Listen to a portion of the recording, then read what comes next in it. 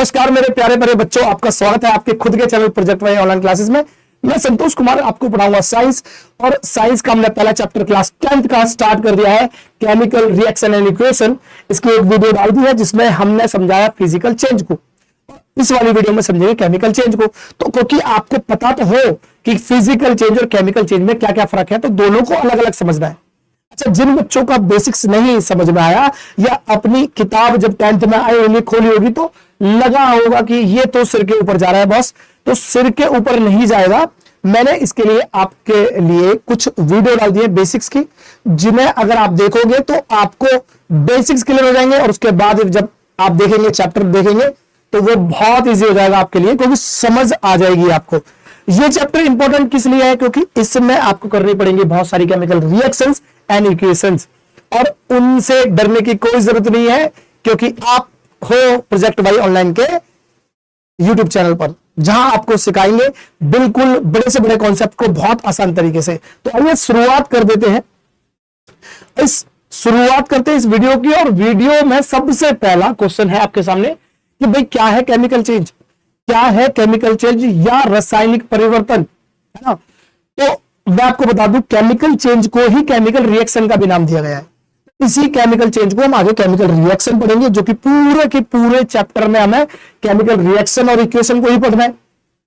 एक बार देख लेते हैं किताबी लैंग्वेज में क्या है मतलब a chemical change, also known as a chemical reaction. जैसे मैंने बताया कि केमिकल चेंज को ही हम केमिकल रिएक्शन भी बोलते हैं।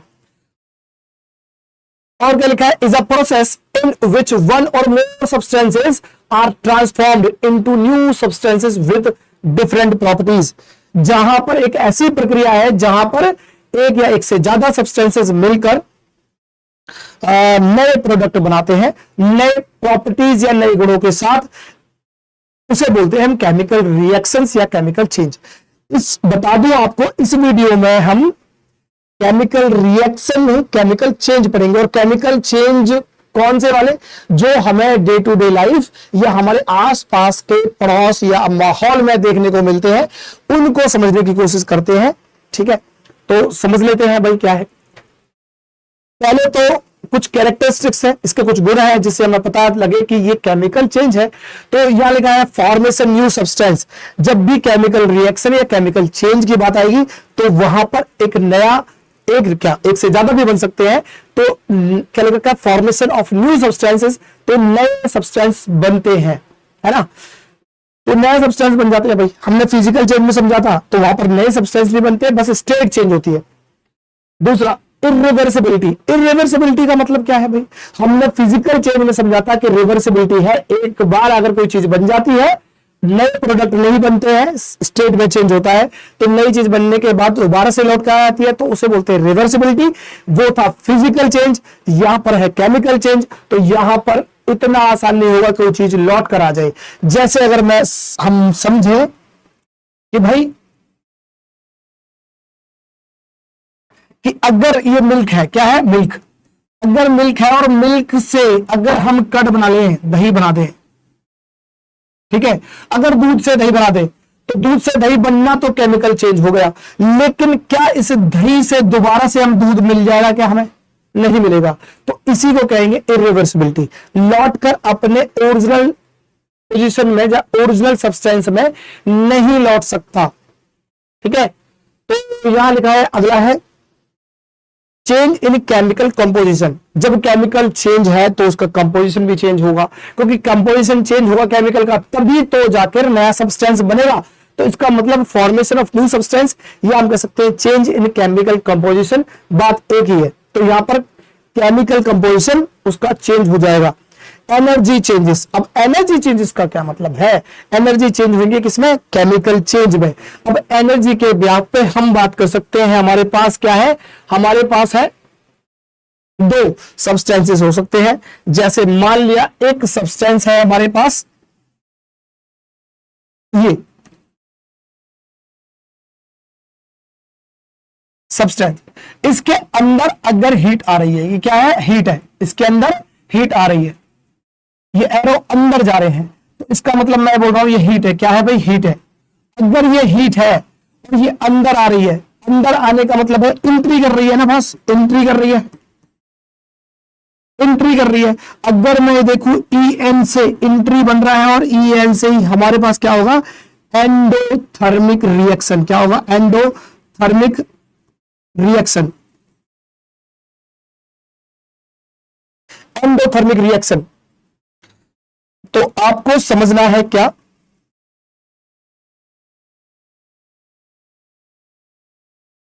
कि अगर एंट्री हो रही है, अगर हीट की एंट्री हो रही है, कोई ऐसा सब्सटेंस जिसमें हमें हीट देने की जरूरत पड़े, ऐसे सब्सटेंस को हम क्या बोलेंगे, उस रिएक्शन को, सॉरी, उस रिएक्शन को बोलेंगे एंडोथर्मिक रिएक्शन। अगर हम इसे हिंदी अनुवाद करें इसका, तो इसका मतलब होगा क्या, ऊष्मा शोषी।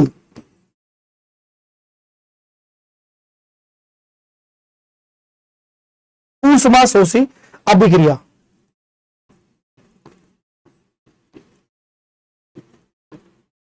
ठीक है भाई, ऊष्मा शोषी अभिक्रिया, इसका मतलब हीट देने की जरूरत पड़ रही है। अगर यही चीज मैं बोल दूं, दूसरा सब्सटेंस ले लेते हैं, और अगर हम या बोले सब्सटेंस है भाई ये ना, और यहां से हीट निकल रही है, अगर हीट निकल रही है तो इसका मतलब क्या हुआ, हीट एग्जिट हो रही है। फिर ध्यान देना, ई एक्स से हम क्या बोल सकते हैं,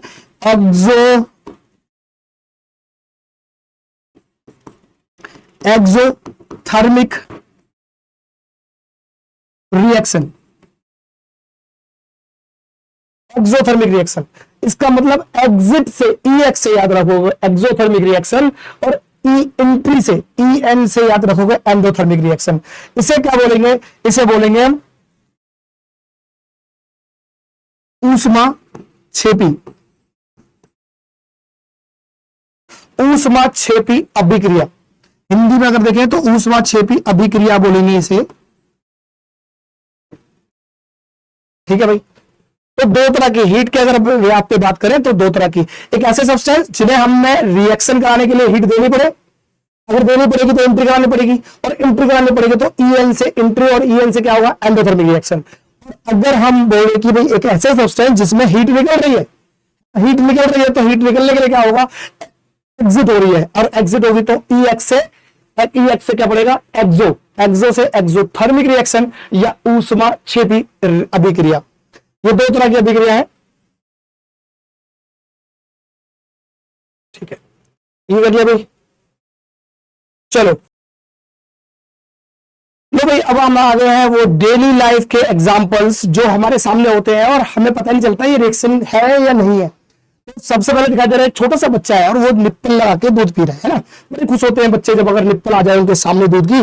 लेकिन एक काम भी हमें देखना होता है कि भाई निप्पल को बार बार चेक करते रहना, क्योंकि निप्पल में दूध पिलाया बच्चों को, आधे घंटे बाद देखना निप्पल को खोल के तो एक गंदी सी स्मेल आएगी ना। अगर दूध देखेंगे तो दूध खट्टा सा हो जाता है, तो दूध खट्टा होना भी क्या है, एक केमिकल रिएक्शन का ही पार्ट है।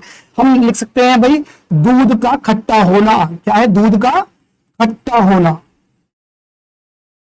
खट्टा होना, ये भी एक केमिकल रिएक्शन है। कैसे है सर, ये दूध खट्टा कैसे होता है, तो इसके पीछे लैक्टिक एसिड। क्या है, लैक्टिक एसिड। इसके पीछे भाई लैक्टिक एसिड के कारण ये दूध खट्टा हो जाता है। आगे देखें तो यहां पर है भाई दूध से दही का बनना। बच्चे लोग टीचर का तो रोज दिमाग का दही कर ही देते हैं ना, उल्टे सीधे क्वेश्चन पूछकर। लेकिन आपको यह भी बताना चाहिए दिमाग का दही करना तो आता है, क्या दूध से दही बनाना भी आता है? तो वो देख लो भाई, दूध से दही बनना भी क्या है, केमिकल रिएक्शन है। तो हम लिख सकते हैं यहां पर curd formation, curd formation from milk. भाई दूध से दही का बनना, दूध से दही का बनना, ये भी एक क्या है, ये भी केमिकल, एक केमिकल चेंज है। ठीक है, अच्छा इस बात को ऐसे भी बोल सकते हैं हम, क्या, fermentation, fermentation of milk, fermentation of milk भी बोल सकते हैं। अब ये होता कैसे है भाई, ये होता है एक बैक्टीरिया के कारण। किसके कारण? बैक्टीरिया के कारण। ये बैक्टीरिया को क्या होता है भाई? ये बैक्टीरिया का नाम क्या होता है? तो इस बैक्टीरिया का नाम होता है लैक्टोबैसिलस।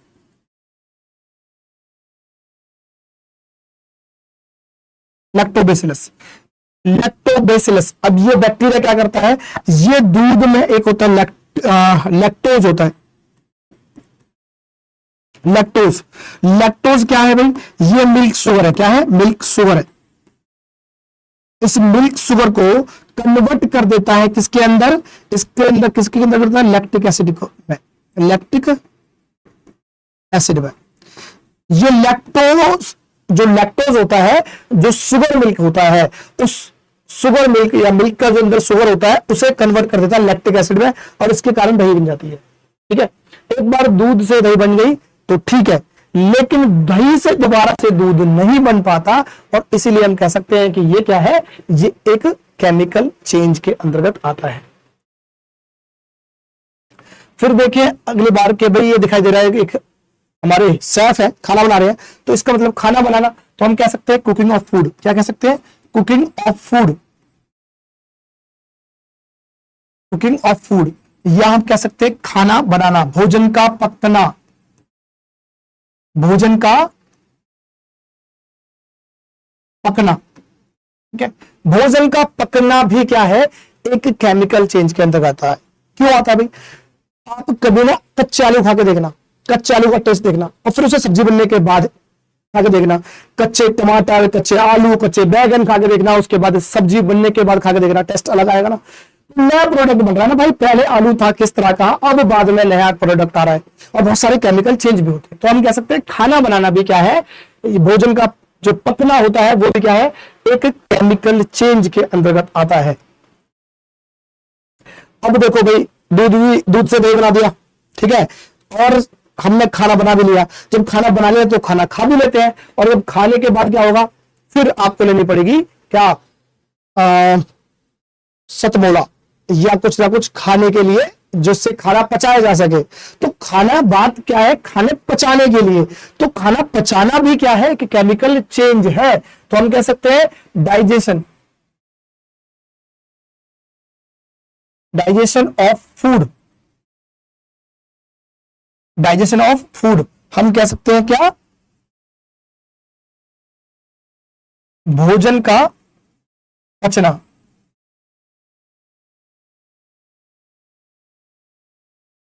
भाई भोजन का बनना हो या भोजन का पचना हो, दोनों ही क्या है? केमिकल चेंज के अंतर्गत आता है। तो केमिकल चेंज, अब यहां पर भोजन पचना है, तो भोजन पचने में कैसा होगा? जब हम खाना खाएंगे, हम हालांकि ये चीज लाइव प्रोसेस में समझेंगे, डाइजेशन सिस्टम अलग से है हमारे पास, है ना, लेकिन अभी यहां पर हमें सिंपल सा समझना है कि कौन सा हमारा केमिकल चेंज है जो हमें समझना है। जब हमने खाना खाया तो खाना खाने के बाद जैसे स्टमक में जाता है, तो स्टमक में निकलता है हमारे पास HCl। HCl उसके साथ केमिकल रिएक्शन करता है ना। जब केमिकल रिएक्शन करेगा तो आगे जाएंगे, तो लीवर से भी एक बाइल जूस निकल रहा होता है। फिर देखेंगे हम, हमारे पास पैनक्रियाज होता है, उससे पैनक्रियाटिक जूस निकल रहा होता है। तो बहुत सारे केमिकल्स निकल रहे होते हैं, रिलीज कर रहे होते हैं, जिन्हें हम एंजाइम्स बोल रहे होते हैं, और वो इसमें एक्ट करते हैं खाने को पचाने में। तो इसका मतलब खाना पचाना भी एक केमिकल चेंज के अंतर्गत आता है। हाँ कि ना? लो भाई, अब ये आगे मोहतरमा ये ले रही है लंबी लंबी सांस, और सांस से हो क्या रहा है? सांस से हो रहा है भाई, कुछ तो हो रहा होगा ना। हम जिंदा क्यों हैं भाई? सांस लेने से। अब कैसे जिंदा है वो भी समझते हैं, पर यह सांस ले रही है, तो सांस लेना भी क्या है? केमिकल रिएक्शन है। हम क्या लिख लेते हैं भाई? रेस्पिरेशन।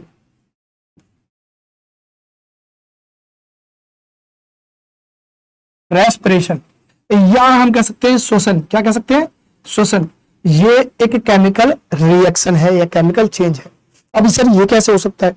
भाई मान लो आपने कुछ भी खाया, और खाने के बाद आपने सांस ली, तो सांस लेने के बाद अब होता क्या है? सिंपल सा देखो, अलग अलग फर्क होता है। हालांकि हम बायोलॉजी में जब चैप्टर करेंगे तो समझेंगे इन चीजों को कि ब्रीदिंग और रेस्पिरेशन में फर्क होता है। क्या फर्क होता है वो जल्दी जल्दी समझ लेते हैं। कि सांस लेना आप सिर्फ इतना कहोगे कि एटमॉस्फेयर से आपने कोई इनहेल की, है ना, तो उसमें गई ऑक्सीजन, तो आपने ऑक्सीजन इनहेल कर ली, ऑक्सीजन ले ली, और आपने मुंह से छोड़ी तो कार्बन डाइऑक्साइड निकल गई। तो सांस लेने के दौरान ऑक्सीजन ली और छोड़ने के दौरान आपने कार्बन डाइऑक्साइड छोड़ दी, यहां तक अगर बात समझनी है तो ये तो है ब्रीदिंग, इनहेल और एक्सहेल। लेकिन अगर हम समझे कि आपने ऑक्सीजन ली थी और कार्बन डाइऑक्साइड छोड़ी, क्या शरीर के अंदर कोई मशीन काम कर रही है? क्या कोई कारखाना बना पड़ा है भाई जो ऑक्सीजन को कार्बन डाइऑक्साइड में बदल रहा है? तो आंसर है बिल्कुल। आपका शरीर एक बहुत अच्छा सा मैकेनिज्म काम करता है, मैकेनिज्म पे काम करता है, जो ऑक्सीजन को कार्बन डाइऑक्साइड में बदल रहा है। और ऑक्सीजन का कार्बन डाइऑक्साइड में बदलना ये पूरे का पूरा एक प्रोसेस है। इस प्रोसेस को समझना है, यही है आपका केमिकल रिएक्शन, इसे बोलेंगे रेस्पिरेशन। अब कैसे? मान लो आपने कुछ खाया, जैसे कि हमने बोला भाई C6H12 और O6, ये आप तक ग्लूकोज था और साथ में लिया आपने सांस, ऑक्सीजन।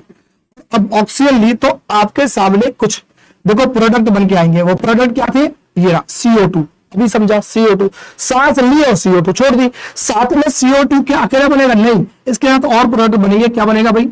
वाटर बनेगा, पानी भी बनेगा, और कुछ बनेगा। क्या बनेगा? एनर्जी भी बनेगी,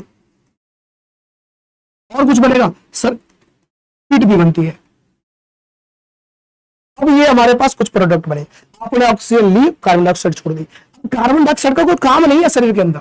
जब काम नहीं है तो उसका क्या करें भाई, है ना? काम नहीं है तो क्यों रखें? तो उसे छोड़ दो। ऑक्सीजन ली, कार्बन डाइऑक्साइड छोड़ दी। शरीर के अंदर कोई काम नहीं है, बाहर कर दो। पानी का तो बहुत काम है। अरे भाई हमारी आंसू बनेंगे तो पानी से बनेंगे, हमारी लार बनेगी, सलाइवा बनेगा तो पानी से बनेगा। और 70% से ज्यादा तो हमारा शरीर वैसे भी पानी से बना हुआ है, तो पानी की तो जरूरत है। इसे रख लो भाई।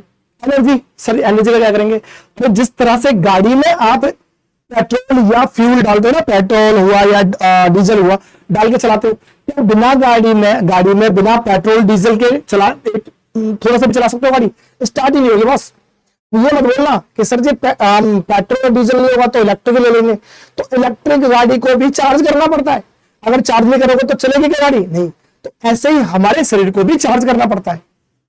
उस चार्ज के लिए चाहिए एनर्जी। एनर्जी कैसे बनेगी? कुछ खाया और साथ में सांस ली। अब बाकी काम आपका शरीर खुद ब खुद कर देगा। अब होता क्या है? एनर्जी किस फॉर्म में निकलेगी? तो वो निकलती है हमारे पास एटीपी के फॉर्म में। किसके फॉर्म में? एटीपी। ये एटीपी क्या है भाई? अगर फुल फॉर्म समझेंगे तो एडिनोसिन ट्राइफॉस्फेट।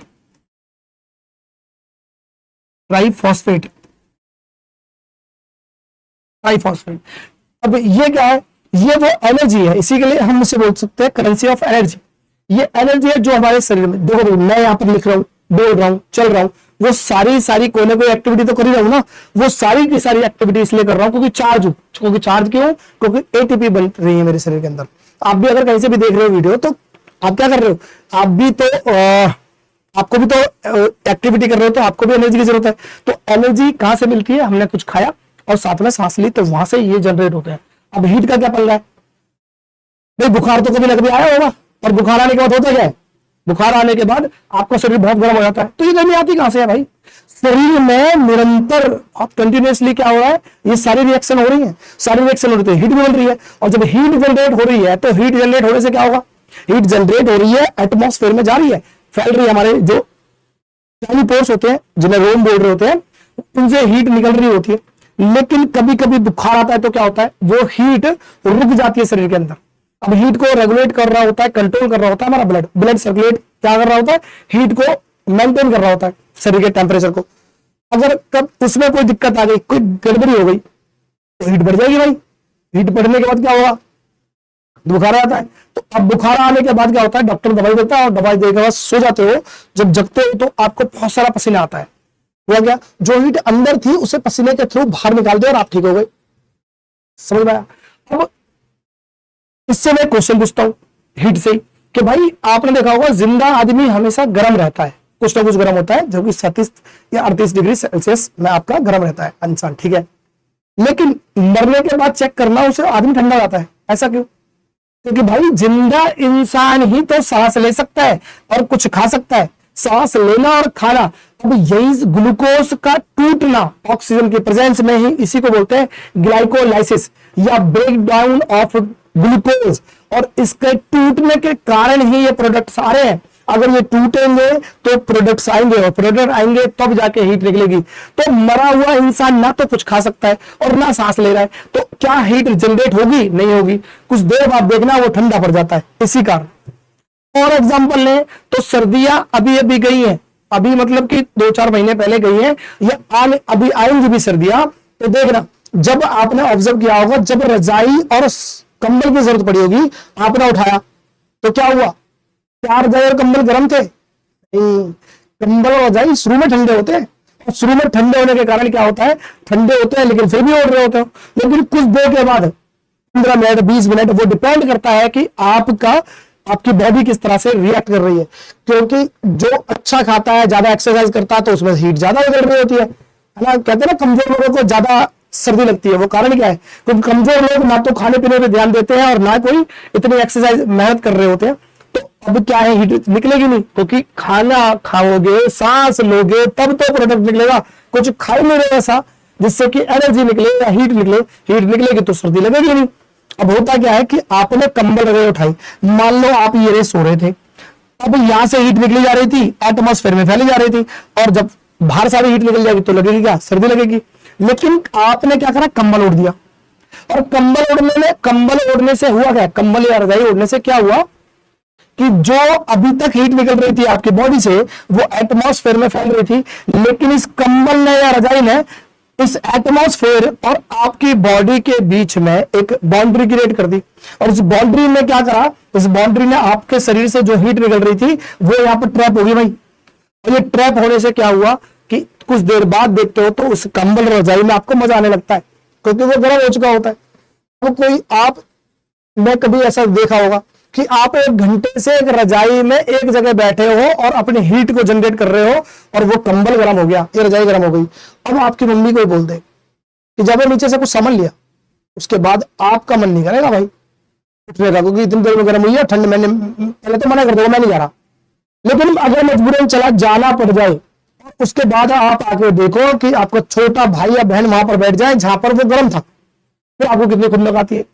जब 1 घंटे से तो ऐसे गर्म कर रहा था और आके तुम बैठ गए हैं भाई, होता ना। तो यही कारण है भाई, बात समझ में आ रही होगी। तो इसका मतलब है कि जब हम ग्लूकोज कुछ भी खा रहे हैं उसमें ग्लूकोज की फॉर्म में, तो जब ऑक्सीजन लेंगे तब जाके ये सब कुछ हमारे पास प्रोडक्ट आएंगे। और देखते हैं भाई, ये आपको दिखाई दे रही है एक वाइन की बोतल। लग रहा है सर जी मजा आ गया, अब तो पार्टी हो गई, क्योंकि वाइन की बोतल रखे और अंगूर भी रखे, अंगूर भी है, चखना वखना सबका इंतजाम कर रखा है। तो बता दूं बेटा, कोई चखने वखने का या दारू का इंतजाम नहीं है, कोई पार्टी नहीं हो रही है। बस समझाने की कोशिश कर रहा हूं कि भाई ये जो वाइन बनती है, ये बनती है किसके कारण? Fermentation of grapes, of grapes. अंगूर का किण्वन क्या होता है? अंगूर का किण्वन।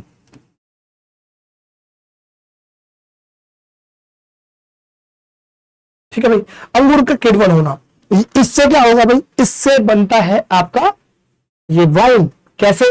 ये फर्मेंटेशन होगा, और इस किसकी मदद से होगा भाई? ये मदद होगा, हमारे पास होता है यीस्ट, यीस्ट है ना। इसे हम हिंदी में बोलते हैं खमीर। क्या बोलते हैं? खमीर। तो खमीर से होगा क्या? एक रिएक्शन होगी जिसके कारण बनेगा इथेनॉल, और साथ में बनेगी CO2 गैस। ये इथेनॉल ही है भाई, ये वाइन। क्या है? वाइन।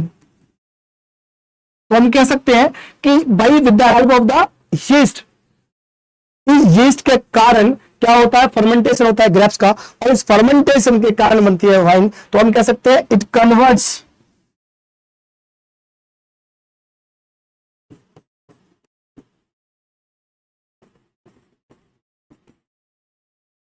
ग्रेप जूस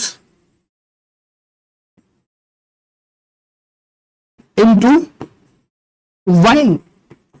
वाइन कह लो या बियर कह लो, तो या तो वाइन या बियर, बात एक ही है, लगभग एक ही मान के चलो। थोड़ा सा उसमें अल्कोहल की मात्रा का ऊपर नीचे हो जाता है, तो कुल मिला के दोनों ही खराब चीज है ना पीनी चाहिए ना पिलानी चाहिए। बस समझाने का था, क्योंकि आपको पता होना चाहिए ना, ये भी केमिकल चेंज है, तो ये भी केमिकल चेंज में आता है। तो फर्मेंटेशन होता है किसका? अंगूर का। तो अंगूर से या कोई भी और फल फ्रूटों से बनाकर बनाई जाती है। आजकल पर केमिकल यूज होते हैं इनके लिए, है ना।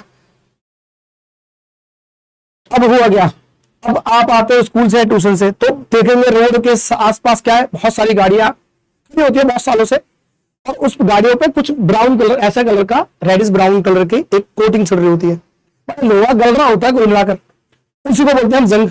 तो ये जंग लगी दिखाई दे रहे हैं, या छत पे आप जाके देखोगे, छत पे बरसात में किसी कोने में कुछ ना कुछ तो पड़ा होता है, कोई ऐसी छत नहीं होती भाई जिस पर कोई सामान ना पड़ा हो, और सामान बहुत दिनों से पड़ा है तो जंग भी लग गई होगी, तो ये जंग आपने देखी होगी। तो जंग लगना भी क्या है, ये भी एक केमिकल रिएक्शन है, और इसे बोलते हैं रस्टिंग, रस्टिंग ऑफ आयरन, लोहे में जंग लगना।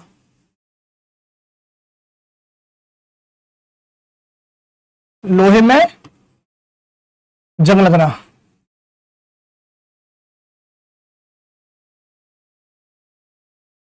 ठीक है भाई, लोहे में जंग लगना। अब ये लोहे में जंग लगना भी अपने आप में क्या है, एक केमिकल चेंज है, केमिकल रिएक्शन है। अब होता क्या है भाई, आयरन लो, ठीक है भाई, ये रिएक्शन करेगा ऑक्सीजन से, एटमॉस्फेयर में पड़ा ना भाई, लोहा कहीं खुले में पड़ा है तो ऑक्सीजन तो होगा, साथ में नमी के साथ भी रिएक्शन करेगा। नमी क्या है, नमी मीन्स वाटर वेपर्स हैं जो एटमॉस्फेयर में फैले पड़े हैं, वाटर जो कि वेपर्स बोल रहा हूं क्योंकि गैसेस फॉर्म में है, तो उसी को जब ज्यादा हो जाते हैं एटमॉस्फेयर में, उसी को नमी बोल देते हैं, नमी के साथ रिएक्शन करा, तो मतलब कि लोहा जो है ऑक्सीजन के साथ और नमी के साथ रिएक्शन कर रहा है, और रिएक्शन करने के बाद होगा क्या, या होगा Fe2O3.XS2O, इसी को बोलते हैं रस्ट। क्या बोलते हैं भाई, रस्टिंग या जंग लगना, रस्ट।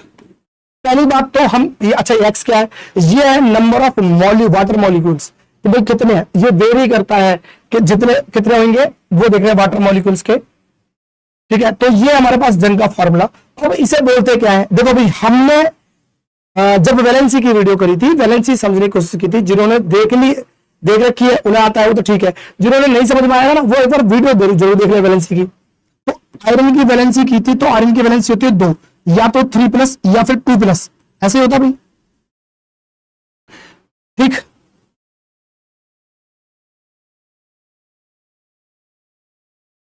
ठीक है, या तो 3+ या 2+। अगर 2+ है तो हम उसे क्या बोल सकते हैं, उसे बोल रहे थे फेरस। क्या बोल रहे थे, फेरस। और जिस पे 3+ की वैलेंसी होगी उसे हम बोलते हैं फेरिक, फेरिक। या हम कॉमन पे ऐसा बोल सकते हैं, या हम इसे बोल सकते हैं क्या भाई, आयरन, क्योंकि 3 वैलेंसी है तो हम बोल सकते हैं आयरन 3, और यहां पर 2 वैलेंसी है तो हम बोल सकते हैं आयरन 2, ऐसे बोल सकते हैं। साथ में ऑक्सीजन भी है तो ऑक्साइड है, इसका मतलब क्या होगा, हम इसको ये बोल सकते हैं, क्योंकि देखो भाई वैलेंसी कौन सी है, ये रही आयरन, आयरन की वैलेंसी कौन सी होनी चाहिए, ये रही 3, तो आयरन की वैलेंसी ये है 3 है, तो 3 है, तो इसका मतलब क्या है कि हम इसे बोलेंगे फेरिक। क्या बोलेंगे, फेरिक। और फेरिक बोलेंगे तो इसे हमें बोलना पड़ेगा फेरिक ऑक्साइड। क्या बोलना पड़ेगा, फेरिक ऑक्साइड, ठीक है। साथ में ये वाटर मॉलिक्यूल है भाई, अगर ये है तो इसका मतलब मैं बोल सकता हूं क्या है, हाइड्रेटेड। क्या है, हाइड्रेटेड, हाइड्रेटेड। तो हम इसे बोलना पड़ेगा हाइड्रेटेड फेरिक ऑक्साइड, या कुछ और भी बोल सकते हैं, क्योंकि इस फेरिक का मतलब होता है वैलेंसी 3, और हम उसे लिख सकते हैं कैसे, ऐसे लिख सकते हैं भाई, ऐसे लिख सकते हैं। तो मैं इस बात को ऐसे भी लिख सकता हूं, हाइड्रेटेड आयरन, तो 3 वैलेंसी है तो 3, और लिखेंगे ऑक्साइड। बात समझ में आई, चाहे हम हाइड्रेटेड फेरिक ऑक्साइड लिख सकते हैं, या लिख सकते हैं हाइड्रेटेड आयरन 3 ऑक्साइड। क्यों लिख रहे हैं, आयरन की 3 वैलेंसी यूज हुई है इसलिए, इसी को जंग बोलते हैं भाई, जंग। अब वो वाली जंग नहीं जो जंग तलवार से हो रही है, अरे उस तलवार पे लगने वाली जंग की बात हो रही है, जंग लड़ने के बाद जब रख दी थी उस पर लग गई थी जंग, तो ये मान लेना। बात समझ में आ गई, तो आगे देखते हैं भाई, आगे देखते हैं। तो हमारे पास आगे भाई एक खेल है, फल फ्रूट है ना, बहुत देर से खाना पीना चल रहा है, नई नई चीज दिखा रहे हैं। तो यहां पर है ये पकने का भाई, यहां पर कच्चा है, यहां पर पकड़ा है, फिर थोड़ा सा और देखा तो सड़ भी गया, तो यहां पर लिखते हैं राइपनिंग राइपनिंग ऑफ फ्रूट्स, क्या है, राइपनिंग ऑफ फ्रूट्स। अब ये भी क्या है, ये भी एक केमिकल चेंज है, ये भी एक केमिकल चेंज है। तो हम बोल सकते हैं फलों का पकना, फलों का पकना। भाई फलों का पकना, खाने का पकना, खाने का पचना, है ना, ये सब क्या है, केमिकल चेंज। फलों का पकना कैसे होता है भाई, अगर हम फल के पकने की बात करें तो इसमें निकलते हैं एक इथाइलिन गैस, क्या निकलती है, इथाइलिन गैस। इथाइलिन गैस होती है जो फल फ्रूट को पकाती है। साथ में कुछ एंजाइम्स होते हैं, कुछ एंजाइम्स होते हैं, वो समझ लें, एंजाइम्स। एंजाइम्स कौन से हैं भाई, अगर हम बात करें तो एक है poly गैलेक्ट्रोनेज,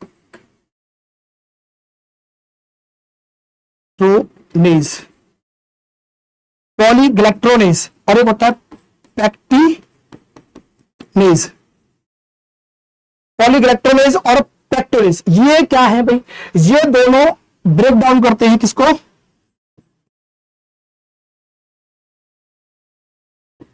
break down of pectin,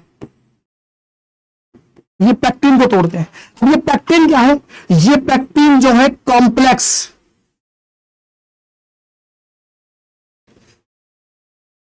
complex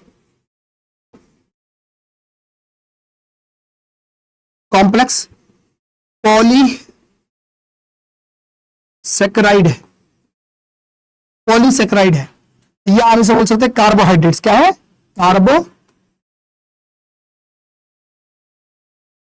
carbohydrate है, पॉलीसेक्राइड। ये कहां मिलता है भाई, ये मिलता है सेल वॉल में, कहां पर, सेल वॉल में, लिख दूं भाई, सेल वॉल, सेल वॉल में पाया जाता है, ये सेल वॉल में पाया जाता है भाई, किसमें, फ्रूट या फल में। और इससे क्या होता है, ये सॉफ्टनेस हो जाता है और स्ट्रक्चर, टेक्सचर को डिसाइड करता है, स्ट्रक्चर और टेक्सचर को डिसाइड करता है कौन, ये। अब यहां पर तोड़ने से क्या होगा, ये सॉफ्ट हो जाएगा फ्रूट्स। और जो हमारे पास इसमें जो फ्रूट्स में स्टार्च होती है, क्या होती है, स्टार्च, स्टार्च को कन्वर्ट करता है शुगर के अंदर, किसमें, शुगर के अंदर, क्योंकि सॉफ्ट होने से थोड़ी पक जाएगा भाई फ्रूट, ऐसे थोड़ी सॉफ्ट सॉफ्ट खा लोगे, चेक कर दो ना फल फ्रूट की दुकान में आओगे तो भैया मीठा है कि नहीं है, तो मीठा होना भी तो चाहिए, तो स्टार्च कन्वर्ट हो जाता है किसमें, शुगर में, और उसके बाद ये फल पक जाता है और उसे हम खाते हैं बड़े आसानी से, ठीक है भाई, मजे से, मजे से। अब आता है भाई एक और है एग्जांपल, ये है क्या, फ्यूल का बर्निंग, या बर्निंग ऑफ फ्यूल कह सकते हैं हम, burning of fuel, burning of fuel, या ईंधन का जलना, क्या है भाई, ईंधन का, ईंधन का जलना, ईंधन का जलना। भाई ईंधन का जलना भी एक केमिकल चेंज के अंदर है, गाड़ी में नहीं डालोगे चलेगी नहीं, अभी हमने थोड़ी देर समझा था। अभी अगर देख लें इसको, क्या है, मोमबत्ती है, ये मोमबत्ती का जलना क्या है भाई, ये केमिकल चेंज है। कैसे, क्या ये पहले क्या थी भाई, ये दिखाई दे रही है, ये सॉलिड पार्ट, क्या है, सॉलिड पार्ट, और इसका ये क्या है, दिखाई दे रहा है बहता हुआ, ये लिक्विड कह सकता हूं इसे, चेंज करता हूं कलर, ये जो लिक्विड दिखाई दे रहा है हल्का सा, ये क्या है, लिक्विड, और यहां पर ये जो निकल रही है, ये हीट निकल रही है, और साथ में बहुत सारी चीज, क्या, कार्बन डाइऑक्साइड भी निकलेगी, CO2, हीट निकल रही है, लाइट भी निकल रही है, तो बहुत सारी चीज चेंज है। पहले सॉलिड था, सॉलिड से क्या हुआ, नई चीज आई, लिक्विड भी, लिक्विड में कन्वर्ट हुआ, फिर आपका गैसेस में कन्वर्ट हुआ, फिर कुछ प्रोडक्ट भी आए, तो ये सारे क्या है, केमिकल चेंज के ही तो कारण है। तो अब इसे समझ लेते हैं, इसके रिएक्शन को भी समझ लेते हैं भाई। ये लो, अगर हम समझते हैं वैक्स को, तो वैक्स होता है C25 और H52, इसे हम बोलते हैं वैक्स, क्या बोलते हैं भाई, वैक्स